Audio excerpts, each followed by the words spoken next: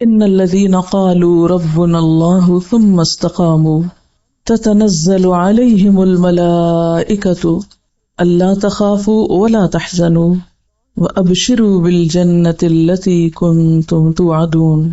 بے شک وہ لوگ جنہوں نے کہا کہ اللہ ہمارا رب ہے. سوال یہ پیدا ہوتا ہے کہ کیا ہم ان لوگوں میں شامل ہیں جو ایسا کہتے ہیں؟ کیا ہمارا قول بھی یہی ہے؟ یقیناً ہم سب یہ کہہ دیں گے کہ ہاں ہم بھی یہ کہتے ہیں، لیکن کیا واقعی جب ہم کہتے ہیں تو اس کو سمجھتے بھی ہیں؟ یہ کہنا کہ ربنا اللہ، اللہ تعالی کے ساتھ گہرے تعلق کا اظہار ہے. یہ صرف چند الفاظ کی تکرار نہیں، یہ کوئی معمولی قول نہیں. جو شخص یہ کہتا ہے کہ ربنا اللہ، اللہ ہمارا رب ہے، پھر اس کے سارے معاملات رب کی مرضی کے مطابق ہوتے ہیں. پھر اس کا اپنے رب کے ساتھ شدید گہرا تعلق ہوتا ہے. وہ اپنی خوشی میں، اپنے غم میں، اپنے دکھ میں، اپنی پریشانی میں رب ہی کی طرف لوٹتا ہے، کیونکہ ربنا اللہ ہے. اور رب کا معنی آپ سب جانتے ہیں کہ کیا ہوتا ہے؟ جو پرورش کرتا ہے، جو ذرے سے کمال تک پہنچاتا ہے، جو سب کچھ کر سکتا ہے. تو اللہ کو رب کہنا کوئی معمولی جملہ نہیں ہے. اور پھر صرف کہنا نہیں، اس کو ماننا بھی. ذرا سوچئے اپنی روزمرہ زندگی کے حالات کو، ذرا ڈالیے نظر ایک اپنی مشکلات پر، اپنی الجھنوں پر، اپنی پریشانیوں پر. کس کس موقع پر، کس کس مشکل کے حل کے لیے واقعی اپنے رب کو رب مانا اور رب ہی سے مدد لی اور اسی کی طرف رجوع کیا، اور اس یقین کے ساتھ کہ وہ سب کچھ کر سکتا ہے. انبیاء علیہم السلام تو اپنے غم، اپنے دکھ، اپنے شکوے، اپنے سب کچھ اپنے رب ہی کے سامنے کرتے تھے. ہمارا طرز عمل کیا ہے؟ جب ہم پر کوئی مشکل آتی ہے تو ہم کس کی طرف دیکھتے ہیں؟ جب ہمیں کوئی بات سمجھ میں نہیں آتی تو ہم کس سے مدد لیتے ہیں؟ رب وہ نہیں جو صرف رزق دیتا اور ہمیں صبح شام کھانے کو دے رہا ہے. رب تو انسان کی صرف جسمانی نہیں، اس کی روحانی، اس کی جذباتی، اس کی ساری کی ساری مشکلات میں اس کو رزق فراہم کرتا ہے. یعنی رب صرف کھانے پینے کا رازق نہیں ہے، رب تو انسان کو انتہائی دکھ، تکلیف اور پریشانی کے موقع پر وہ روحانی غذا دیتا ہے جو مانگنے والوں کو ملتی ہے اور جو تعلق رکھنے والوں کو ملتی ہے. اور واقعی جو یہ کہتے ہیں کہ اللہ ہمارا رب ہے، تم استقاموا، انہیں استقامت نصیب ہوتی ہے. جب یہ استقامت نصیب ہوتی ہے تو اگلا انعام ملتا ہے، تتنزل علیہم الملائکہ، پھر ان کے دوست فرشتے بنتے ہیں. وہ ساری دنیا میں تنہا ہو کے تنہا نہیں ہوتے، وہ کسی بھی مشکل وقت میں نہیں گھبراتے. یہ صرف زبانی لپ سروس کرنے والوں کے اوپر نہیں اترتے کہ جو محض منہ سے بول دیں کہ ربنا اللہ اور اس کے بعد استقامت نام کی چیز نہ ان میں، اور پھر وہ توقع رکھ بیٹھے کہ ہمارے لیے فرشتے اترے، ہمیں فرشتوں کی تائید اور فرشتوں کی مدد حاصل ہو. جن کے اندر استقامت نہیں، جنہوں نے سوچ سمجھ کے نہیں بولا یہ ربنا اللہ، ان کے لیے یہ سب کچھ اگلا نہیں. پھر ثم استقاموا، استقامت جم جانا، دنیا ادھر سے ادھر ہو جائے لیکن اپنے نظریے اور اپنی سوچ میں جو اللہ کے ساتھ تعلق ہے، اس میں اللہ کی عبادت میں، اللہ کے دین کی خدمت میں، اپنے مشن میں ایک بال برابر بھی لرزش نہ آنا. کسی بھی امتحان کے موقع پر، کسی بھی مشکل کے موقع پر جمے رہنا. ایسے لوگوں کو پھر تتنزل علیہم الملائکہ، ان کے پاس فرشتے واقعی آتے ہیں. پھر واقعی ان کی یہ کیفیت ہوتی ہے کہ اللہ تخافوا ولا تحزنوا. کس بات کا خوف، کس بات کا غم؟ وہ ہے حقیقی معنوں میں خوف اور غم سے اوپر اٹھنے والے. پھر بڑے سے بڑا حادثہ، بڑے سے بڑا نقصان، بڑی سے بڑی پریشانی ان کے اندر نہ کوئی خوف پیدا کرتی اور نہ غم، کیونکہ جو ہی کو خوف کی لہر آتی ہے فوراً اپنے رب کی طرف رجوع کرتے ہیں. کوئی غم کی بات سنائی دیتی ہے فوراً اپنے رب کی طرف رجوع کرتے ہیں. ان کو وہاں سے ایسی روحانی غذا ملتی ہے کہ پھر کسی اور چیز کی ضرورت بھی نہیں رہتی. وَأَبْشِرُوا بِالْجَنَّةِ الَّتِي كُنْتُمْ تُوعَدُونَ. اور ہر حال میں استقامت اختیار کرنے والوں کے لیے ہی پھر کیا ہے؟ جنت کی خوشخبری ہے کہ دنیا میں جو بھی تکلیف آئے گی، اگر کانٹا بھی چبھے گا، کوئی بھی ناگوار صورت پیش آئے گی، کوئی بھی خواہش کے خلاف، کوئی بھی مرضی کے خلاف، تو کیا ہوگا؟ سب صلہ آخرت میں محفوظ ہے. جب رب نے ساری راحتیں وہاں رکھ دی اور بتا دیا کہ رستہ بڑا مشکل ہے، کٹھن ہے، تکلیف دہ ہے. حفت الجنت بالمکارہ، جنت تو گھیر ہی ناپسندیدہ چیزوں سے دی گئی ہے. یہ ہو نہیں سکتا کہ کوئی جنت کے رستے کا مسافر ہو اور اس کے رستے میں پھر ناپسندیدہ چیزیں نہ آئیں، اس کی مرضی کے خلاف چیزیں نہ آئیں، اس کی پسند کے خلاف باتیں نہ ہوں. لازم ہے، یہی راستہ جنت کا راستہ، اس کے بعد کچھ نہیں، کوئی دوسرا راستہ ہے ہی نہیں جنت میں جانے کا. لیکن ہم کیا چاہتے ہیں؟ ہم جنت میں بھی پہنچے اور اس راستے میں ہمیں کسی بھی ناگوار اور مرضی کے خلاف کسی صورتحال کا کوئی سامنا نہ کرنا پڑے، اور یہ امر محال ہے، ممکن ہی نہیں. احسب الناس ان يتركوا ان يقولوا آمنا وهم لا يفتنون، ایسے ہی چھوڑ دیے جائیں گے؟ جنت مفت میں نہیں ملا کرتی. جنت کی خوشخبری ملتی ہی ان لوگوں کو ہے جو اللہ کو رب مان کر اس راستے پر استقامت اختیار کرتے ہیں. لا يخافون لومۃ لائم، پھر انہیں نہ لوگوں کی باتوں کی پرواہ ہوتی ہے نہ کسی اور چیز کا خوف ہوتا ہے، تبھی جا کر وہ جم جاتے ہیں. ایسے ہی لوگوں کو فرشتے کہتے ہیں نحن اولیاؤکم فی الحیات الدنیا وفی الآخرہ، ہم تمہارے دوست ہیں دنیا میں بھی اور آخرت میں بھی، دونوں جگہ. اور یہ چونکہ قرآن کے الفاظ ہیں اس لیے ان میں کوئی شک تو کیا ہی نہیں جا سکتا. لیکن سوچنے کی بات ہے کہ کیا ہمیں بھی کبھی فرشتوں نے وسپر کیا کہ نحن اولیاؤکم، ہم دوست ہیں، اگر سب چھوڑ بھی جائیں تمہیں تو کیا ہوا، ہم دوست ہیں تمہارے، تم کیوں غم کھاتے ہو؟ ہمیں ایسی وسپرنگز کیوں نہیں ہوتی؟ ہم مشکل اور تکلیف کے وقت میں یہ آوازیں کیوں نہیں سن پاتے؟ اس لیے کہ ہم نے رب اللہ صحیح معنی میں کہا ہی نہیں، ہمارے اندر صحیح استقامت آئی ہی نہیں، ہم نے خوف اور غم میں رب کو پکارا ہی نہیں، رب سے مدد لی ہی نہیں. ہم دوسروں کی طرف دیکھتے ہیں، دوسروں کے سہارے پہ جیتے ہیں. تو جو انسانوں کے سہارے پہ جیے گا وہ یقیناً مایوس ہوگا، کیونکہ ہر انسان کمزور ہے. تو نحن اولیاؤکم فی الحیات الدنیا وفی الآخرہ، اور آخرت میں بھی فرشتوں کا ساتھ انہی کو نصیب ہوگا جنہیں دنیا میں ہوتا ہے. اصل میں آخرت ہے کیا چیز؟ اب دیکھیے کہ آخرت ہمارا ایک دوسرا گھر ہے. آج ہم یہاں ہیں، کل ہمیں وہاں منتقل ہونا ہے، لازمی طور پر ہم سب کی ٹرانسفر ہونے والی ہے، کسی نے بھی یہاں نہیں رہنا، مانی ہوئی بات ہے. اور ٹرانسفر کا ایک مخصوص طریقہ ہے کہ ہمارا جسم ختم ہو جاتا ہے لیکن ہماری روح اور ہمارے احساسات اور ہمارے جذبات وہ نہیں مرتے، وہ جیسے دنیا میں ہوتے ہیں ویسے ہی مرنے کے بعد ہوتے ہیں، اور ویسے ہی قیامت کے دن اٹھیں گے ہمارے ساتھ. اگر ہم یہاں نفس مطمئنہ ہے، قلب مطمئن ہے، یہاں استقامت ہے، یہاں خوف اور غم سے اٹھے ہوئے اوپر، اور یہاں ہمیں اللہ تعالیٰ کی مدد پہ بھروسہ ہے اور اللہ کی تائید اور فرشتوں کی دوستی پر، تو یہ سارا سیناریو وہاں بھی ایسا ہی ہوگا. جیسے حدیث میں آتا ہے نا، جیسے مرو گے ویسے ہی اٹھائے جاؤ گے. جو لبیک پکارتا ہوا مرے گا وہ لبیک پکارتا ہوا اٹھے گا. جس مجلس میں، جس محفل میں، جن باتوں میں، جن دوستوں میں، توفنا مع الابرار، جن لوگوں میں، جن سوچوں میں، جن احساسات میں، جن محبتوں میں، جن چیزوں میں مرو گے بعین ہی انہی کے ساتھ اٹھو گے، وہ نہیں مریں گے. اگر مرتے وقت اللہ کی محبت نصیب ہے، اطمینان قلب نصیب ہے، تو پھر قبر میں بھی اطمینان نصیب ہوگا، وہاں بھی کوئی خوف نہیں ہوگا، کوئی غم نہیں ہوگا، وہ فرشتے دوست ہیں، وہ آ جائیں گے.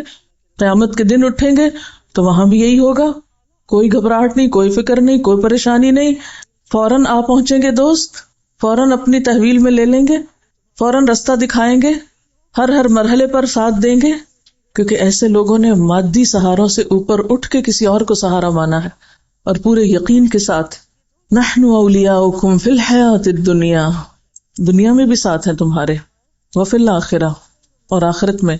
اگر آج دنیا میں ہمیں محسوس نہیں ہوتا نا، تو آخرت میں اچانک کہیں سے نہیں آ جائیں گے. ان کیفیات کو یہیں لانے کی ضرورت ہے، اور یہ کیفیات پیدا اس وقت ہوتی ہیں جب انسان سچے دل سے رب کو رب مانتا ہے، اور جب انسان استقامت اختیار کرتا ہے، چاہے مرضی کے مطابق حالات ہوں یا خلاف ہوں.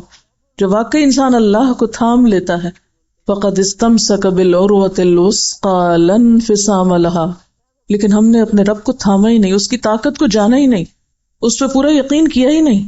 اس لیے ہماری یہ کیفیات ہوتی ہیں، اس لیے ہم گرتے پڑتے رہتے ہیں، اس لیے کبھی اس کا ہاتھ پکڑتے ہیں، کبھی اس کا سہارا لیتے ہیں، کبھی اس کا لیتے ہیں.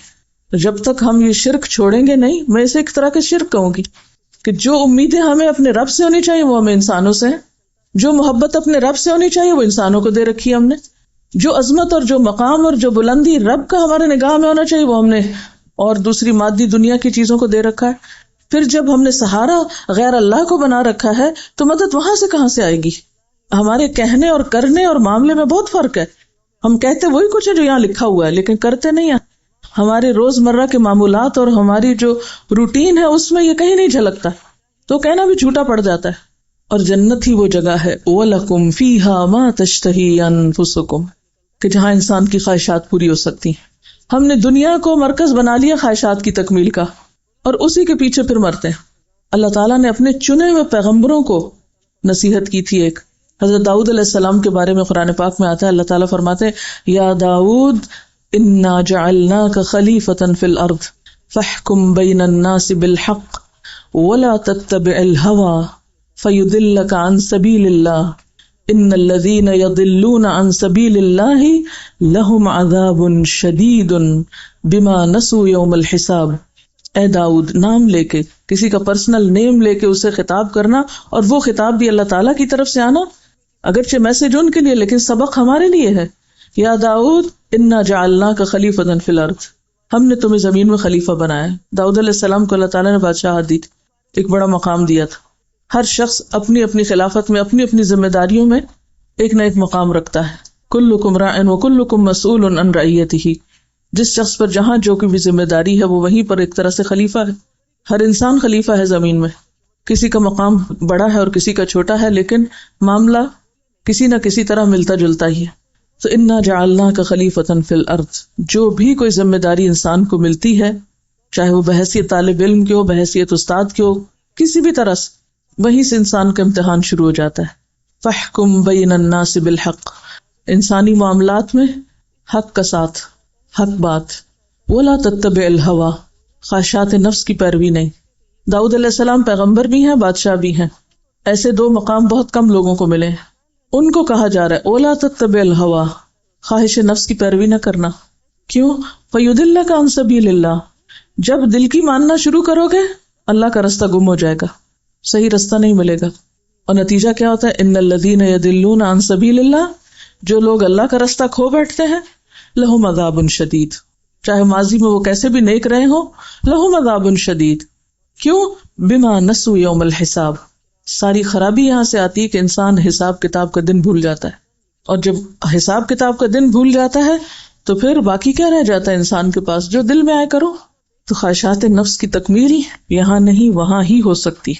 تو خواہشات نفس کی تکمیل میں اللہ کے حکم کی خلاف ورزی، اللہ کا راستہ چھوڑ دینا، وَلَكُمْ فِيهَا مَا تَدَّعُونَ، اور تمہاری خواہشات سے آگے بڑھ کر جو چاہو گے، جو مانگو گے، جو پکارو گے وہ مل جائے گا۔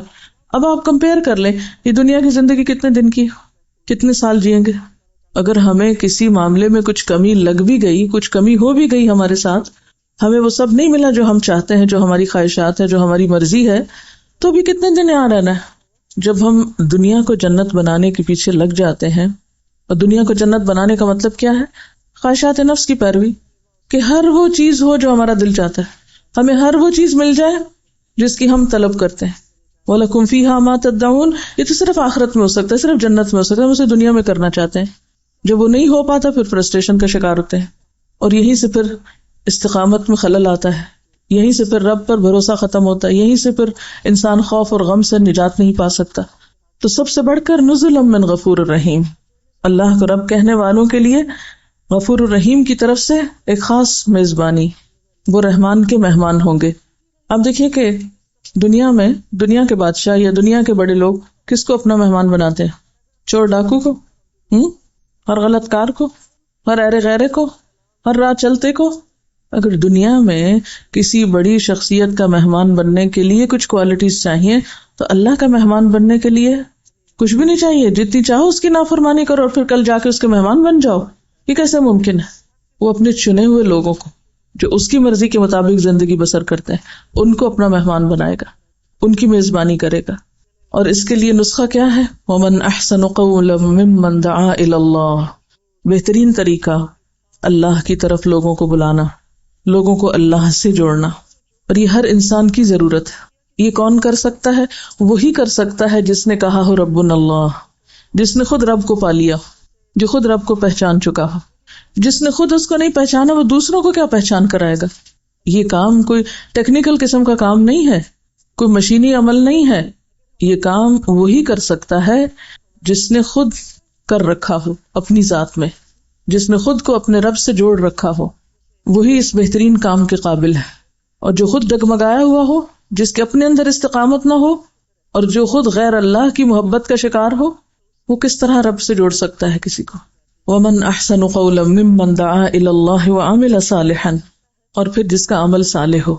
وقال اننی من المسلمین، اور جو برملا کہتا ہو کہ میں مسلمان ہوں، اسے اپنے مسلمان ہونے پر کوئی شرمندگی نہ ہو، اسے اپنے اسلام سے کوئی خوف نہ ہو، کوئی ندامت نہ ہو.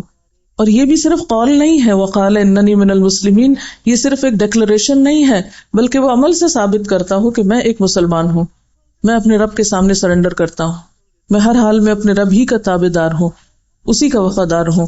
سب سے زیادہ کرم اور مہربانی تو اس کی ہے مجھ پر، لہٰذا میں بھی سب سے زیادہ اسی کے آگے سر جھکانے والا ہوں.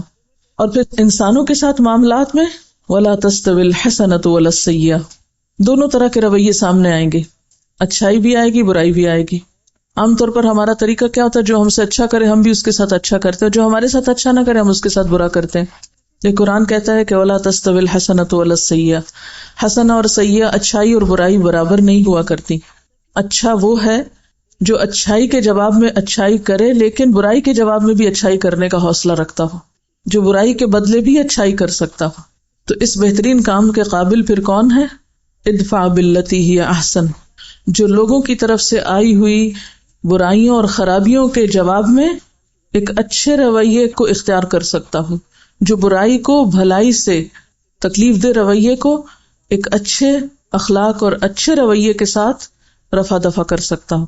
ہم اپنا جائزہ لیں کہ ہم کیا کرتے ہیں، جو ہمارے ساتھ اچھا نہ کرے ہم اس کے ساتھ کتنے اچھے ہوتے ہیں. اور اس طریقے پر عمل کرنے سے فَإِذَا الَّذِي بَيْنَكَ وَبَيْنَهُ عَدَاوَةٌ كَأَنَّهُ وَلِيٌّ حَمِيمٌ، دشمن بھی دوست بن جائیں گے. آج تک اپنا حساب لیجئے، آج تک ہم نے کتنے دشمنوں کو دوست بنایا ہے، ہمارے کتنے دشمن آج تک ہمارے دوست بنے. اپنے خاندانی زندگی میں دیکھ لیجئے، اپنے رشتہ داروں میں دیکھ لیجئے، پوری لسٹ اپنے سامنے رکھیے، جن جن کے ساتھ بھی آپ کا معاملہ اور تعلق ہے ان سب میں دیکھ لیجئے کہ آپ کے کتنے مخالفین آپ کے وفادار ہوئے. نبی صلی اللہ علیہ وسلم کا طریقہ تو یہی ہے، آپ نے اپنے دشمنوں کو دوست بنایا تھا، اس سے اسلام پھیلا تھا. ہم دوستوں کو بھی دشمن بنا لیتے ہیں، ہم اپنوں کو بھی دور بھگا دیتے ہیں. بالکل ٹوٹلی اس کے برعکس عمل ہے ہمارا. دین کیسے پھیلے گا؟ وَمَنْ أَحْسَنُ قَوْلًا کا کام کیسے ہو سکتا ہے؟ اور فرمایا کہ جو دشمنی رکھنے والا ہے اس کا رویہ کیا ہوگا؟ كَأَنَّهُ وَلِيٌّ حَمِيمٌ، وہ دلی دوست بن جائے گا. ہم میں سے ہر شخص اپنے دائیں بائیں آگے پیچھے جتنے بھی لوگوں سے اس کے تعلقات ہیں ان سب تعلقات کو پرکھے. آپ چاہیں تو لکھ لیں، چاہیں تو دماغ میں لا کر ایک ذہن میں لائیں اور سوچیں کہ کتنے لوگوں کو اب تک میں اپنا دوست بنا چکی ہوں، اور کون سے لوگ ایسے ہیں جو دوست تھے اور چھوٹ گئے مجھ سے، اور کیوں ایسا ہوا. عام طور پر ہم غلطی سامنے والے میں دیکھتے ہیں، اپنی غلطی بھول جاتے ہیں، اور جو جتنا دوسروں میں غلطیاں تلاش کرتا ہے اتنا ہی اپنے سے غافل ہوتا ہے. اس کو اپنے اندر کی غلطیاں اور خطائیں پھر نظر آ ہی نہیں سکتی، آتی ہی نہیں، اس کو دکھائی نہیں دیتی، کیونکہ وہ کسی اور چیز کی طرف توجہ کیے ہوئے ہے. اور کبھی بھی انسانی تعلقات اچھے نہیں ہو سکتے، آپ کے انسانوں کے ساتھ تعلقات اچھے ہو نہیں سکتے جب تک کہ آپ غلطی اپنے اندر دیکھنے کے عادی نہ بنے کہ میرا قصور کہاں ہے، میری کمی کہاں ہے، میری خطا کہاں ہے، میری بھول کہاں ہے. جب تک آپ کی نگاہ خود پر نہ پڑے کوئی بھی تعلقات اور معاملات درست نہیں ہو سکتے. یہ ہے اصل ٹیسٹ. ادفع باللتی ہی احسن فاذا الذی بینک وبینہ عداوۃ، یہ ہے اصل چیلنج. عداوت والوں کے ساتھ یا عداوت کو کس میں بدلنا ہے؟ کأنہ ولی حمیم، صرف اچھے تعلقات میں بھی نہیں، ولی حمیم بننا ہے، ولی حمیم بنانا ہے، دلی دوست، گہرا دوست. وما یلقاها الا الذین صبروا، ان سب چیزوں کے لیے ایک نسخہ ہے اور وہ ہے صبر. جو صبر نہیں کر سکتا وہ اس میں سے کوئی خیر بھی نہیں پا سکتا. وما یلقاها الا ذو حظ عظیم، اور یہ صفت اور یہ کوالٹی اور یہ بھلائی نہیں ملتی مگر انہی کو جن کی بہت بڑی قسمت. عام طور پر ہم قسمت کے لیے اللہ تعالیٰ کو مورد الزام ٹھہراتے ہیں، لیکن یہاں سے کیا پتہ چلتا ہے کہ آپ کی قسمت آپ کے اپنے ہاتھ میں ہے. آپ کیا پروو کرتے ہیں، آپ کیا ڈیزرو کرتے ہیں، آپ کس چیز کے اہل ثابت کرتے ہیں خود کو، کس چیز کے حقدار ہیں. وما یلقاها الا ذو حظ عظیم، یہ ذو حظ عظیم وہی شخص ہوتا ہے جس کے اندر صبر ہی صبر بھرا ہوا ہو، جو برائی کے جواب میں بھلائی کرنا جانتا ہو، جو دوسروں کی غلطیوں کو معاف کرنا جانتا ہو.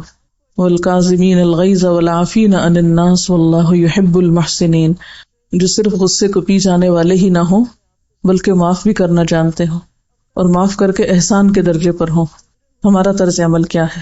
ہم میں سے ہر شخص کو خود کو پرکھنے کی ضرورت ہے اور اس میں سب سے بڑی رکاوٹ شیطان کے وسوسے، وَإِمَّا يَنزَغَنَّكَ مِنَ الشَّيْطَانِ نَزْغٌ فَاسْتَعِذْ بِاللَّهِ، ابتدا جہاں سے ہوئی انتہا بھی وہیں ہوئی۔ علاج کیا ہے ان وسوسوں کا؟ فاستعذ باللہ، اللہ سے مضبوط تعلق۔ اور پھر مایوسی نہیں، ہم سوچتے ہیں نہیں ہماری دعا نہیں سنی جائے گی، انہ هو السمیع العلیم، وہ خوب سنتا ہے، خوب جانتا ہے۔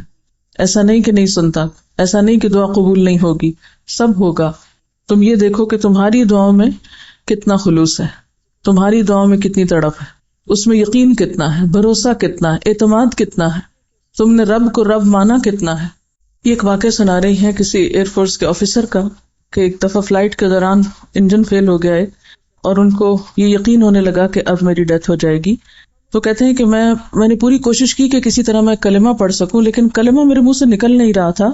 ایک تو obviously گھبراہٹ اور شدید خوف کا وقت ہوتا ہے تو انسان کو بہت سی چیزیں پھر شعوری طور پر یاد کر کے بولنا واقعی مشکل ہوتا ہے، لیکن وہ کہتے ہیں کہ وہ چیزیں جو میں زیادہ کثرت سے سنتا تھا وہی میری زبان پہ آ رہی تھی، اور پھر اس کے بعد اللہ تعالیٰ نے ان کو بچا لیا اور ان کی زندگی بدل گئی۔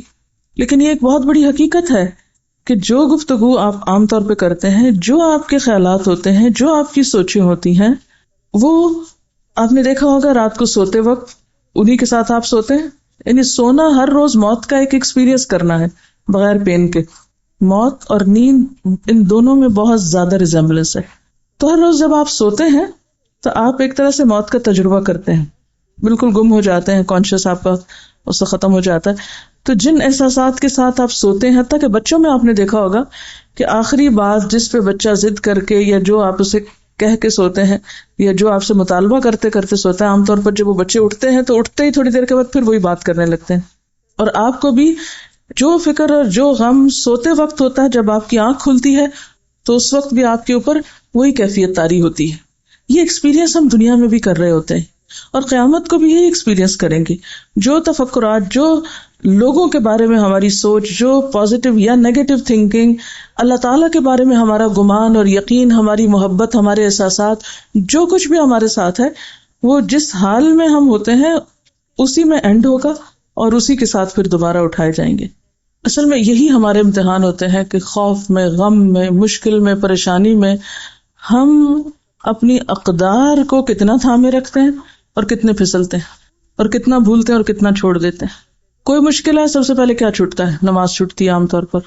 کوئی خوشی کا موقع ہے سب سے پہلے کیا چھوٹتا ہے؟ نماز چھوٹتی ہے۔ نماز ایک ٹیسٹ ہے نا، جو اللہ تعالیٰ کے ساتھ ہمارا ایک بونڈ یا ہمارا جو ایک تعلق ہے اس کو ظاہر کرتا ہے۔ تو جب ہر مشکل میں وہ بونڈ ہی ٹوٹتا ہے، وہ ظاہری تعلق ٹوٹتا ہے، بھوک ہو، نیند ہو، غم ہو، خوشی ہو، سب سے پہلے جو بریک آتی ہے وہ نماز میں آتی، یا غفلت یا ڈیلیز یا وٹ ایور۔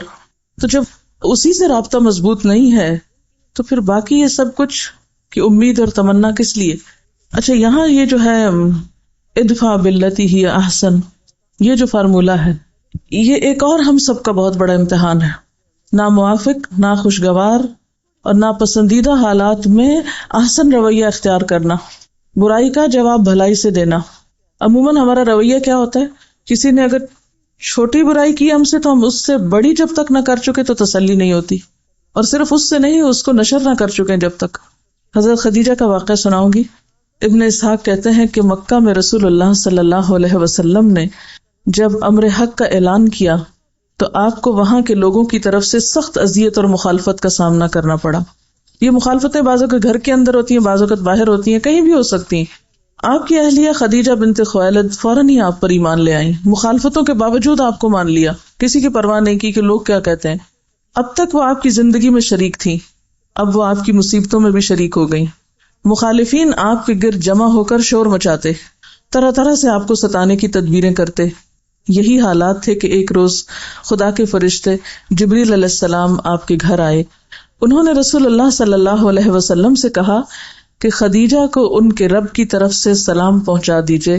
اس کے بعد جبریل علیہ السلام نے کہا کہ مجھے حکم دیا گیا ہے کہ میں خدیجہ کو ایک ایسے گھر کی خوشخبری دے دوں جو موتیوں کا ہے، وہاں نہ شور ہے اور نہ تکلیف ہے۔ امرت ان ابشر خدیجہ ببیت من قصب لا صخب فیہ ولا نصب۔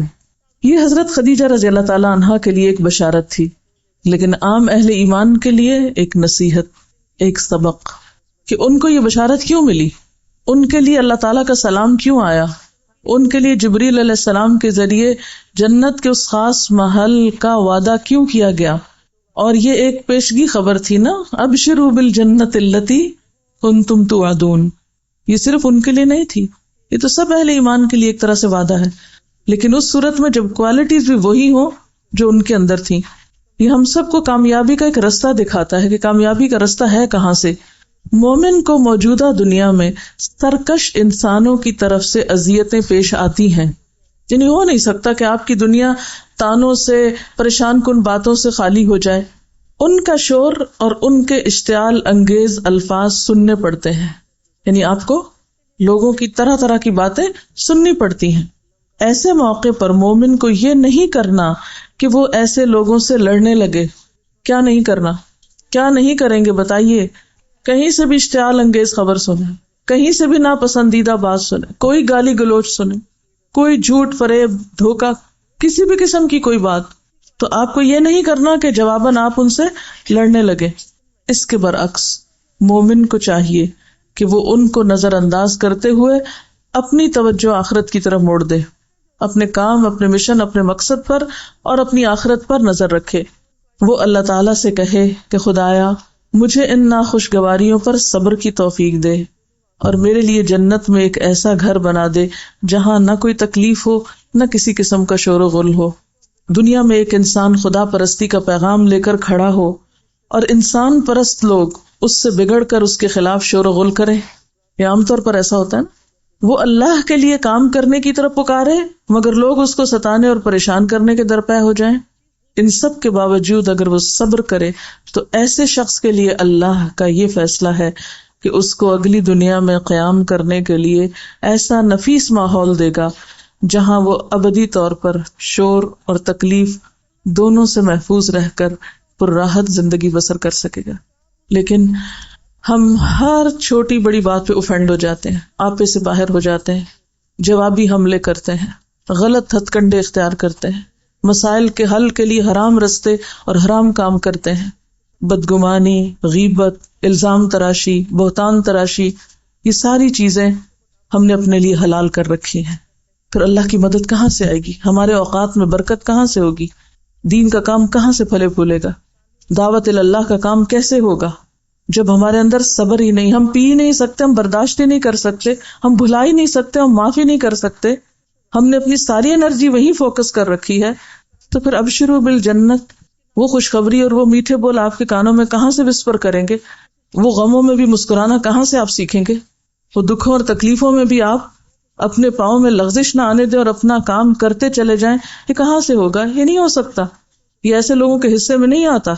ہمیں یہ تو یقین ہوتا ہے کہ زہر کی گولی کھائیں گے تو مر جائیں گے، یقین ہے نا سب کو، لیکن ہم میں سے کتنے لوگ جھوٹ کو زہر کی گولی سمجھتے ہیں؟ غرور اور تکبر، حسد، الزام تراشی، بددیانتی، غصب، وعدہ خلافی، بے اصولی، انانینت، اپنی غلطی نہ ماننا، احسان فراموشی، خود غرضی، انتقامی کارروائیاں، اشتعال انگیزی، چھوٹی چھوٹی باتوں پہ فلیئر اپ ہو جانا، موڈ دکھانا، کیا یہ سب زہر کی گولیاں نہیں ہیں؟ ان سب کو کھا کے ہم صحت مند ہو سکتے ہیں؟ کہ یہ سب کچھ ہماری اخلاقی موت کا پیغام نہیں ہے؟ کیا یہ سب ہمارے میزان میں ہماری نیکیوں کو کھانے والے اعمال نہیں ہیں؟ لیکن ہم نے ان سب چیزوں کو اپنے لیے جائز قرار دے رکھا ہے. پھر ہم یہ توقع رکھتے ہیں کہ ہم دین کا کوئی بہت اچھا کام کر لیں. محال ہے. جب تک اپنی اس نیگیٹیوٹی پر قابو نہیں پا سکتے، اور آپ خود نہیں پا سکتے اللہ کی مدد سے، دنیا کی کوئی طاقت آپ کو کوئی بھی مدد نہیں دے سکتی، کوئی آپ کی مدد نہیں کر سکتا، کیونکہ آپ کا اپنا ارادہ نہیں ہے، آپ خود اپنے حصے کا کام نہیں کر رہے. اللہ کی مدد اس کو آتی ہے جو خود قدم اٹھاتا ہے، جو خود کوشش کرتا ہے، اور یہ صرف وہ کر سکتے ہیں جن کے اندر صبر ہوتا ہے، جو برائیوں کو دفن کرنا جانتے ہیں، جو ان سب چیزوں کو بھول سکتے ہیں. لیکن ہمارے تو دل کے آئینے میں یہی سب کچھ سجا ہوا ہے. پھر اللہ کو ہم جیسے لوگوں کی کیا ضرورت ہے؟ وہ بے پرواہ ہے، بے نیاز ہے، نہ اسے ایسے گندے لوگوں کی عبادت کی ضرورت ہے، نہ ان کی اوپر کے ذکر اذکار کی ضرورت ہے. اس تو خالص لوگ چاہیے جو واقعی اس کے معیار پہ پورے اترتے ہیں، جن کا ظاہر اور باطن نیک ہو، جن کے زبان اور دل میں موافقت ہو. کبھی اپنی اس کمزوری کا ہم نے جائزہ لیا کہ کسی نے ہمارے ساتھ اچھا نہ کیا ہو اور ہم اس کو معاف کر کے کھلے دل سے آگے بڑھ کے سلام کرنے والے اور ملنے والے ہوں، گویا اس نے ہمارے ساتھ کچھ کیا ہی نہ ہو.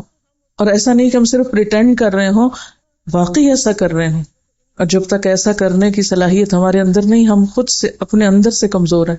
تو اگر ہم واقعی چاہتے ہیں کہ اللہ کی مدد آئے تو اس کے لیے اپنی اس کمزوری پہ قابو پانا بے حد ضروری ہے. ان الذین قالوا ربنا اللہ ثم استقاموا. ایک ہوتی ہے استقامت اور ایک ہوتی ہے ضد اور ہٹ دھرمی اور انانینت. ہمارے اندر استقامت نام کی شے بہت کم ہے، لیکن ضد اور ہٹ دھرمی بہت ہے. جہاں ہماری سوئی اٹک جائے وہاں سے ہم ہلنے کا نام نہیں لیتے، چاہے ہم غلطی پر ہوں، مانتے نہیں. یہ ایک غلط سینس کی استقامت ہے. اور یاد رکھیے کہ ضد اور ہٹ دھرمی کا شکار لوگ خود برباد ہوتے ہیں. اس کی ایک چھوٹی سی مثال، قدرتی آفتوں میں سب سے بڑی آفت زلزلہ ہے. یعنی جتنی بھی آفتیں، طوفان، آندھی، بارش وغیرہ ہوتی ہیں، ان میں سب سے بڑی آفت زلزلہ ہے. قدیم ترین زمانے سے انسان زلزلوں کا شکار ہوتا ہے. زلزلے میں جو انسانی موتیں واقع ہوتی ہیں ان کا سب سے بڑا سبب مکانوں کا گرنا ہے. جب زلزلے کا جھٹکا آتا ہے تو مکانات اچانک گر پڑتے ہیں اور چھوٹے بڑے سب اس کے نیچے دب کے مر جاتے ہیں. انسان نے اپنے تجربات میں یہ معلوم کیا ہے کہ جو مکان جتنا زیادہ مضبوط ہوتا ہے اتنی ہی آسانی سے زمین بوس ہوتا ہے، اتنا زیادہ جلدی گرتا ہے. اس سے یہ نتیجہ اخذ کیا گیا کہ زلزلے سے پیدا ہونے والے نقصانات سے بچنے کی تدبیر مکانات کی مضبوطی نہیں بلکہ اس کی کمزوری ہے. مضبوط مکان بے لچک ہوتا ہے، وہ زلزلے کے مقابلے میں مستحکم طور پہ کھڑا رہنا چاہتا ہے. مضبوط مکان اس میں لچک نہیں ہوتی، اسٹرانگ سالڈ ہوتا ہے. یعنی دوسرے لفظوں میں آپ یوں کہیے کہ ضد اور ہٹ دھرمی کا شکار ہوتا ہے کہ میں نے نہیں ہٹنا، تم بدل جاؤ، مجھے نہیں بدلنا. اب کیا ہوتا ہے، چونکہ شدید زلزلے کا جھٹکا یعنی زندگی میں آنے والی آزمائشیں جو ہمیں ہر طرف سے پیش آتی ہیں، ہم ہر روز زلزلوں سے گزرتے ہیں، اخلاقی اور روحانی. تو شدید زلزلے کا جھٹکا ہر مضبوط مکان سے زیادہ ہوتا ہے، یعنی وہ اس سے بڑا جھٹکا ہوتا ہے. اس لیے مکان کی مضبوطی اس کے لیے الٹی پڑتی ہے، وہ پورے کا پورا دھڑام سے گر جاتا ہے. اس کے برعکس مکان اگر زیادہ مضبوط نہ ہو بلکہ لچک دار ہو تو اس کے اندر زلزلے کے جھٹکے کو سہارنے کی طاقت آ جاتی ہے. زلزلہ جب جھٹکا دیتا ہے تو وہ خود بھی ہلنے لگتا ہے. اس طرح مکان کا ہلنا اس کو گرنے سے بچا لیتا ہے. زلزلہ اگر زمین کو تلپٹ نہ کرے بلکہ صرف ہلائے تو ایسے مکانات اکثر محفوظ رہتے ہیں اور اسی کے ساتھ ان مکانوں کے باشندے بھی محفوظ رہتے ہیں. اس تجربے کی روشنی میں ارتھ کوئک انجینئرنگ وجود میں آئی ہے.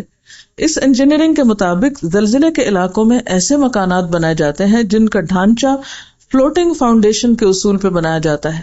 چنانچہ جب زلزلے کا جھٹکا آتا ہے تو ایسا مکان ہل کر رہ جاتا ہے لیکن گرتا نہیں. 1989 میں سان فرانسسکو میں شدید زلزلہ آیا مگر وہاں پر صرف 275 موتیں ہوئیں، جبکہ جون 1990 میں اسی قسم کا زلزلہ شمالی ایران میں آیا تو 60,000 لوگ مارے گئے. اس فرق کا سبب یہ تھا کہ سان فرانسسکو میں لچکدار مکان بنے ہوئے تھے. آپ کو پتا کہ وہاں عموماً مکان لکڑی کے بنے ہوتے ہیں نا. اس وقت بہت قریب سے میں نے وہ سب دیکھا کہ اکثر گھر لکڑی کے بنے، اس ڈھانچے کے اوپر بس وہ باقی وہ پالشنگ کر دیتے ہیں جس چیز کی بھی کرنی ہو، لیکن خود مکان اتنے سالڈ نہیں ہوتے. ایران میں اینٹ اور سیمنٹ کے مضبوط مکانات تھے. یہ قدرت کا سبق ہے جو بتاتا ہے کہ موجودہ دنیا میں حادثات سے بچنے کی تدبیر کیا ہے. وہ تدبیر یہ ہے کہ آدمی اس دنیا میں اکڑ کے ساتھ نہ رہے بلکہ تواضع کے ساتھ. اکڑ آپ کو توڑ دے گی، اخلاقی طور پہ ناکام ہو جائیں گے. لیکن جو خود جھکنا جانتا ہے، جس کے اندر تواضع ہے، ہمبل ہے، جو شخص جو معاملات میں معاف کرنا بھی جانتا ہے اور ایسی ساری چیزوں کو پھر ان سب چیزوں کا علاج کس طرح کرتا ہے، ان الذین قالوا ربنا اللہ ثم استقاموا، اور اسی سنت کے طریقے پر عمل کرتے ہوئے اذا حزبہ امر فزع الی الصلاۃ. وہ اپنی طاقت پہ یقین نہیں رکھتا کہ میں کتنا اسٹرانگ ہوں، وہ اللہ کی طاقت پہ یقین رکھتا ہے کہ اصل مدد وہاں سے آئے گی. یعنی اللہ پر ایمان اور یقین اور وہ جو استقامت کی کیفیت ہے وہ انسان کے اندر ہو، لیکن بظاہر انسان ہمبل ہو، متواضع ہو، جھکا ہوا ہو. ضد عموماً ریاکشن کے طور پر ہوتی ہے.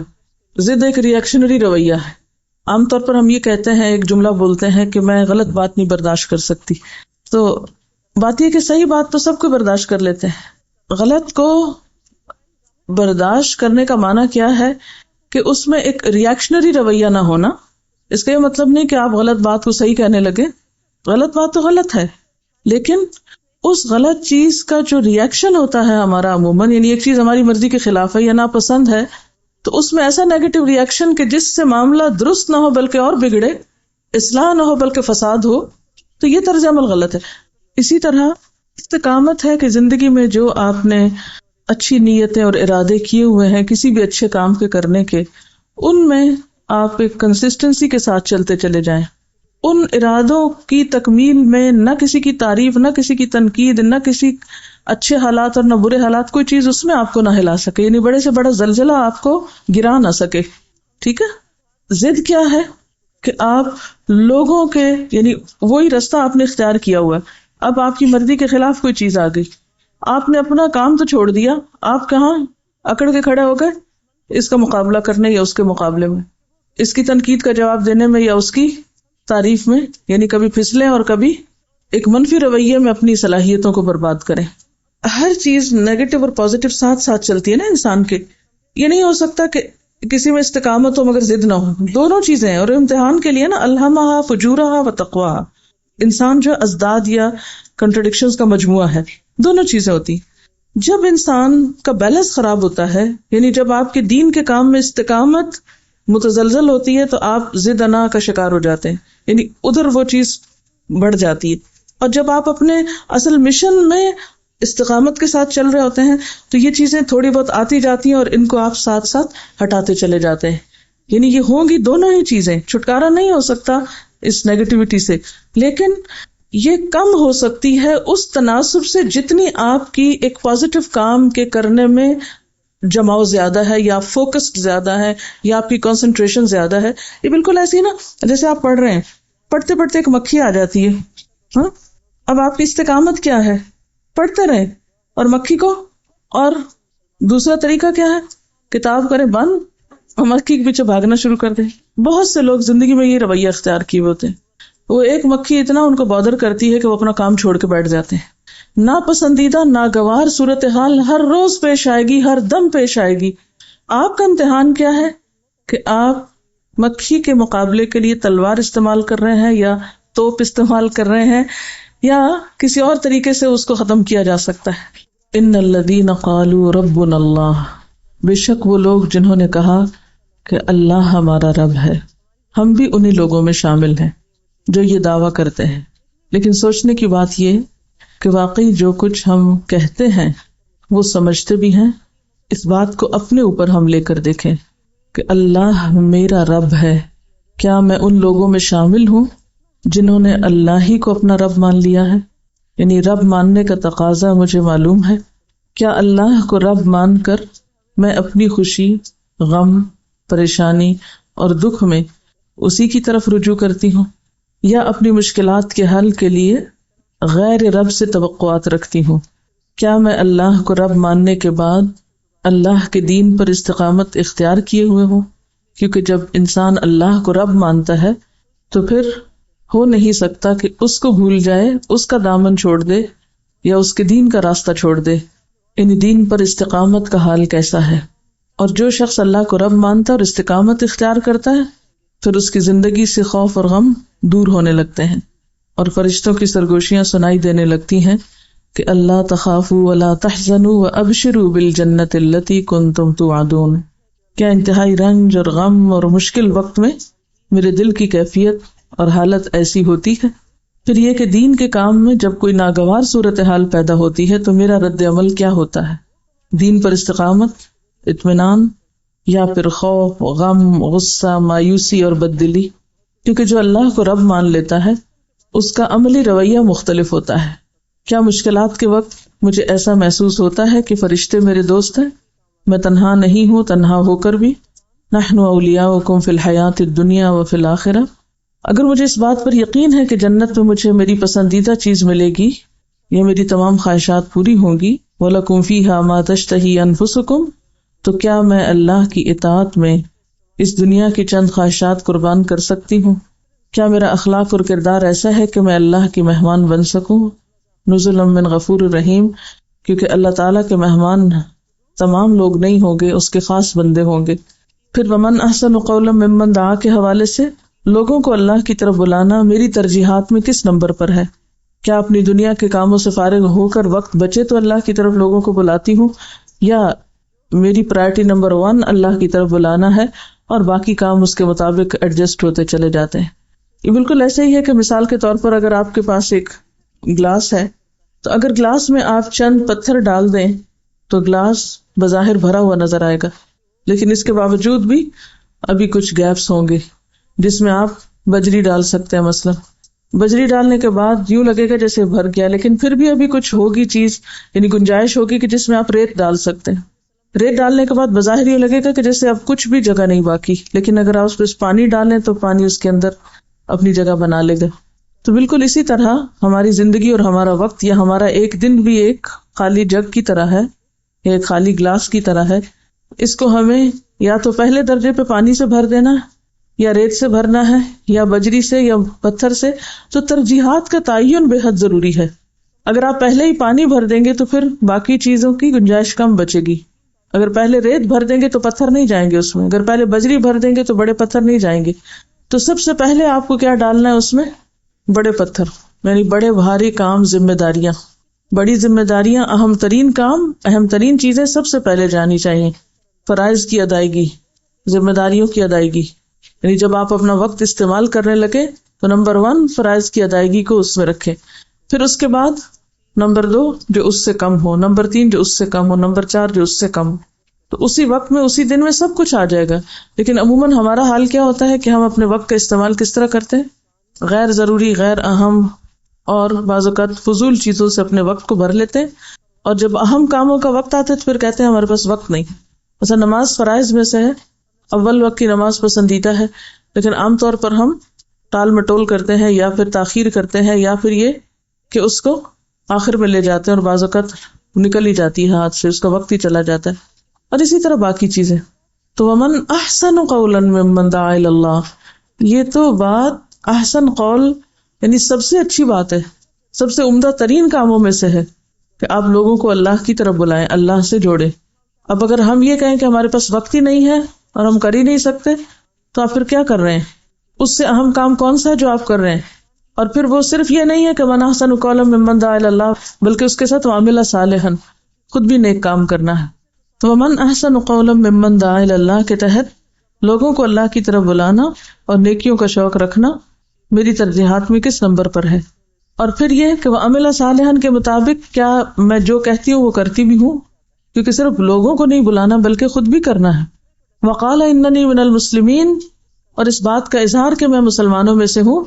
کیا مجھے اپنے مسلمان ہونے پر شرمندگی یا جھجک تو نہیں؟ یعنی میں برملا لوگوں کو کہہ سکتی ہوں کہ ہاں میں اللہ کی تابعدار ہوں، اللہ کی فرما بردار ہوں. یعنی عموماً ایسا ہوتا ہے نا کہ جب آپ دین کے کسی حکم پر عمل کرنے لگتے ہیں تو لوگ اس پر آبجیکٹ کرتے ہیں اور کہتے ہیں کہ تم بھی عجیب شخص ہو، اس کے کرنے کی کیا ضرورت ہے، یا یہ کام بھی کوئی اہم کاموں میں سے ہے. اگر آپ خود ایک لسٹ بنا سکتے ہیں کہ کون کون سے کام معاشرے کی نظر میں اہم نہیں ہے، اور جب لوگ ان کو کرنے لگتے ہیں تو وہ ان کی نظر میں اجنبی ہو جاتے ہیں. مثلاً قرآن کا پڑھنا، سیکھنا، سکھانا، اپنے فرائض کی ادائیگی کرنا، ہر موقع پر اپنے حیا کا پاس رکھنا، اپنے لباس کا خیال کرنا، یہ تمام وہ چیزیں ہیں جو معاشرے میں اس وقت ایک اجنبی بن گئی. تو ایسے میں ہماری کیفیت اور ہماری حالت کیا ہوتی، ہم کیا کرتے ہیں؟ وقال اننی من المسلمین، کیا آپ کہہ سکتے کہ میں تو مسلمان ہوں، میرے اسلام کا تقاضا یہ ہے کہ میں یہ سب کچھ کروں. امت مسلمہ کی حیثیت سے جو آپ کی ذمہ داریاں ہیں ان کو ادا کرنا. اکثر ایسے ہی ہوتا ہے کہ لوگ کہتے ہیں کہ اب ایک عورت کی ذمہ داریوں میں یہ تھوڑی ہے کہ وہ دوسروں کو بھی دین کی طرف بلائے، اس کی تو عبادت یہ ہے کہ بس صرف گھر کے کام کر لے اور کافی. کیا صحابیات کی زندگی ایسی ہی تھی کہ انہوں نے صرف اپنے گھروں کو ہی سجایا اور بنایا اور دین کی خدمت کو کوئی کام نہیں کیا؟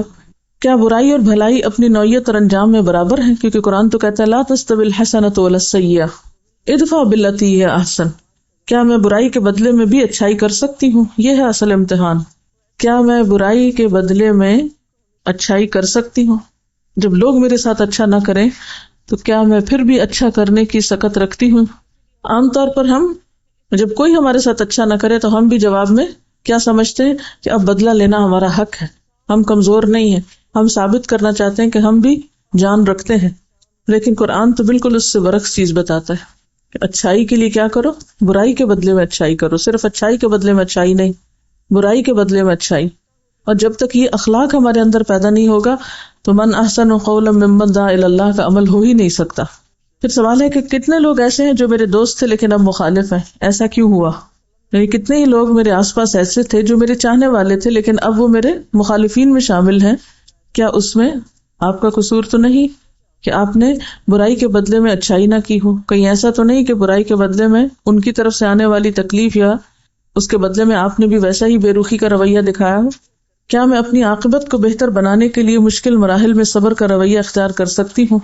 ادفع بالتی ہی احسن فاذا الذی بینک وبینہ عداوۃ کأنہ ولی حمیم وما یلقاها الا الذین صبروا. یہ سب کچھ صبر کا تقاضا کرتا ہے، لیکن جب ہم صبر کا رویہ اختیار کرنے لگتے ہیں تو شیطان وسوسے ڈالتا ہے، وہ کہتا ہے یہ تو کمزور لوگوں کا کام ہے. تو اگر اللہ کے دین کا کام کرتے ہوئے شیطان مجھے وسوسہ ڈالے تو میں کیا کرتی ہوں؟ یعنی اس اخلاق کو اختیار کرنے میں وما یلقاها الا الذین صبروا وما یلقاها الا ذو حظ عظیم واما ينزغنک من الشیطان نزغ فاستعذ باللہ. تو کیا میں واقعی اللہ سے مدد طلب کرتی ہوں، اور کیا میں یقین رکھتی ہوں کہ انہ هو السمیع العلیم ہے؟ کیا میری دعا میں اتنا یقین، خلوص، تڑپ اور بھروسہ ہے اللہ کی ذات پر کہ واقعی مجھے محسوس ہو کہ اللہ نے میری دعا سن لی ہے؟ اور اگر یہ سب کچھ نہیں ہے میرے اخلاق میں، یعنی یہ ساری باتیں جو اوپر گزری ہیں، تو پھر میرے لیے لمحہ فکریہ ہے کہ میرا قرآن کے ساتھ تعلق کیسا ہے.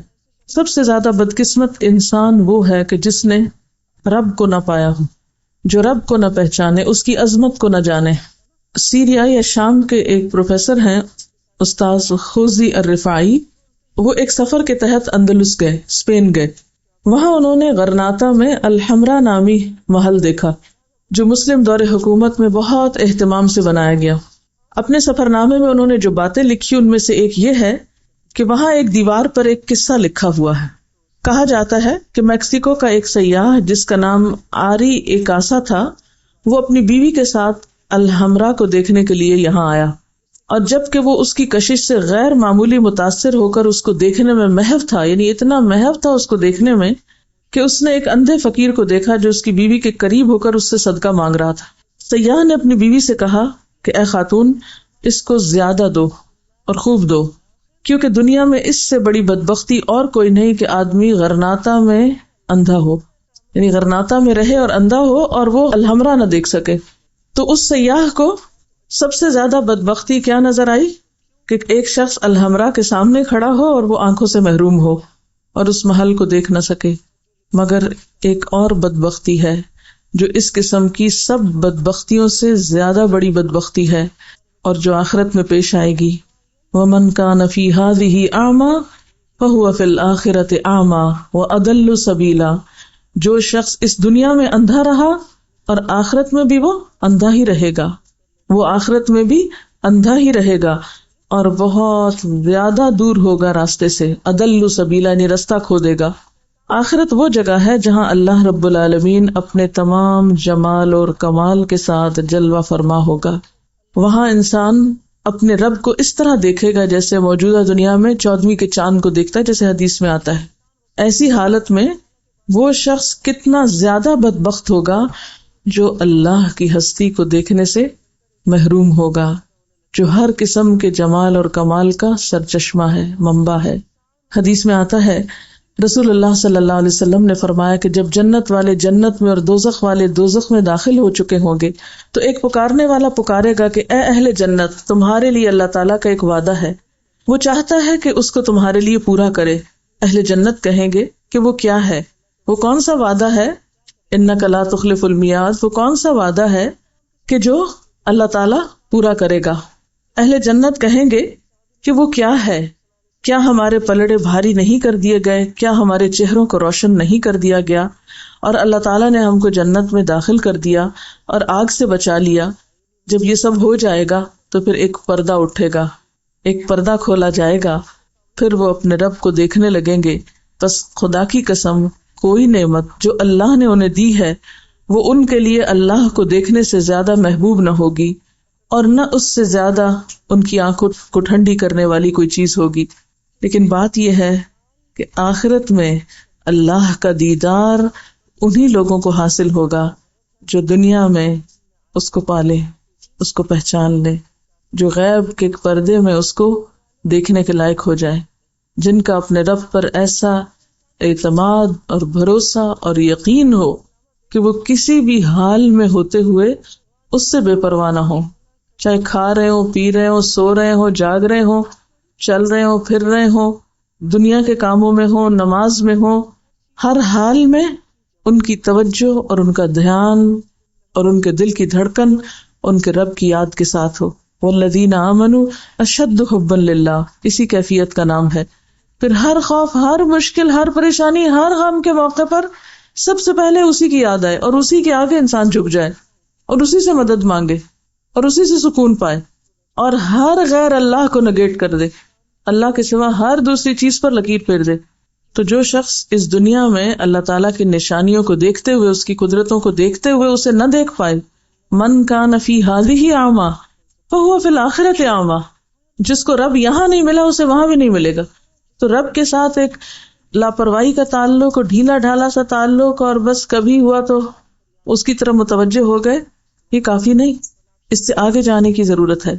اور انسان پر ایسی کیفیات گزرے کہ اللہ کی یاد آئے تو واقعی آنکھوں سے آنسو بہہ پڑے. قیس بن حازم ایک تابعی ہیں، حضرت عبداللہ بن رواحہ صحابی کے بارے میں بتاتے ہیں کہ وہ اپنا سر اپنی بیوی کی گود میں رکھے ہوئے تھے کہ رو پڑے. ان کی بیوی بھی رونے لگی. انہوں نے اپنی بیوی سے کہا کہ تم کو کس چیز نے رلایا؟ بیوی نے کہا میں نے آپ کو روتے ہوئے دیکھا تو میں بھی رو پڑی.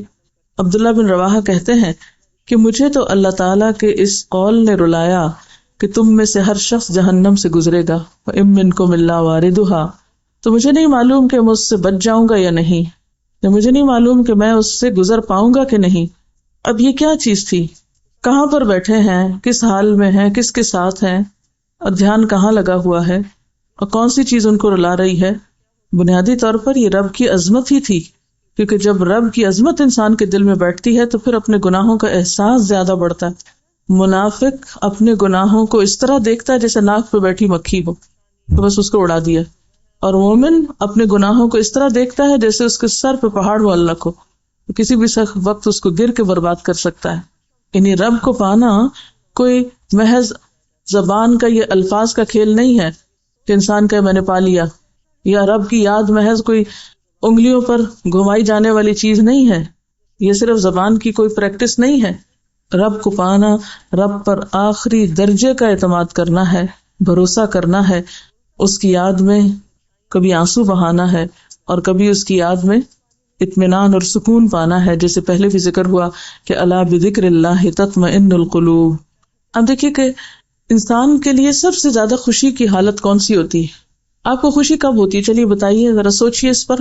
آپ کب خوش ہوتے ہیں؟ یہ خوشی کی کیفیت کب ہوتی ہے آپ پر؟